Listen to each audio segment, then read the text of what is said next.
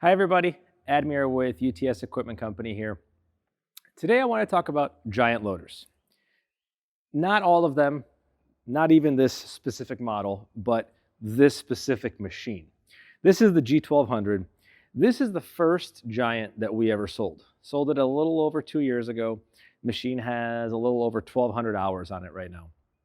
We've done all the maintenance on this machine since it was new, a couple of warranty claims, and I wanted to give my feedback on this machine from a dealer standpoint, the things we see, what I think is valuable for you, the audience, to know.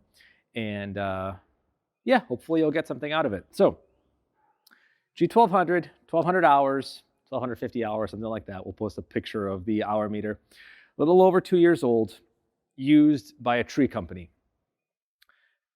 I think everybody knows that tree work tends to destroy machines. And this machine, when I saw it the other day, it's here for just basic maintenance.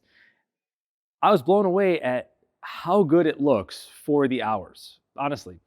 You know, when you compare this to a Avant, to a Vermeer, or one of the Bobcat loaders, all of those have plastic body panels. This whole machine is steel. I mean, every part of it. So this back section could have been bumped into anything any number of times and it still looks great. Same thing up here. There's no plastic. There's no cheap replaceable stuff on it.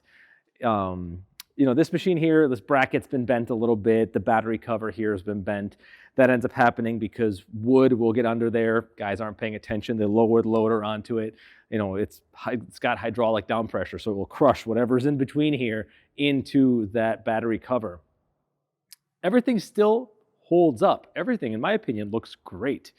What have we done as far as work on this machine? And it's a little over 2 years. Well, when it was pretty new, we changed the starter on it. This customer broke the key off in the ignition right after they bought it, and they changed the ignition out themselves. I believe when they were doing that process, they might have shorted some wires. Some weird stuff might have happened to cause that starter to fail, or it was just a bad starter. It's a Kubota engine, whatever starter Kubota puts on it. We have yet to have another one fail, but in this video, I'm telling you about everything that this machine has been through. It went through a starter.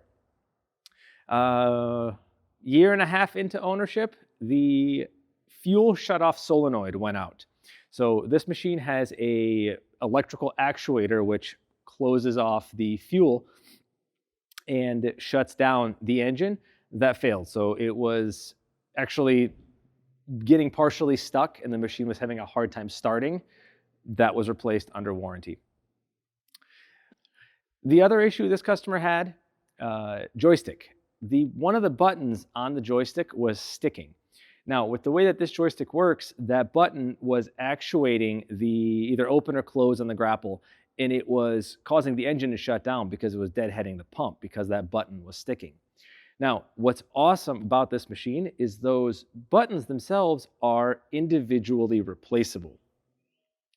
In today's day and age where everything is just a whole component, throw it out, put in a new one, I love that Giant has that. Actually, every part of that joystick is serviceable. Every little linkage, every push rod, every button is replaceable. So that way, when something does break, you don't have to replace the whole setup.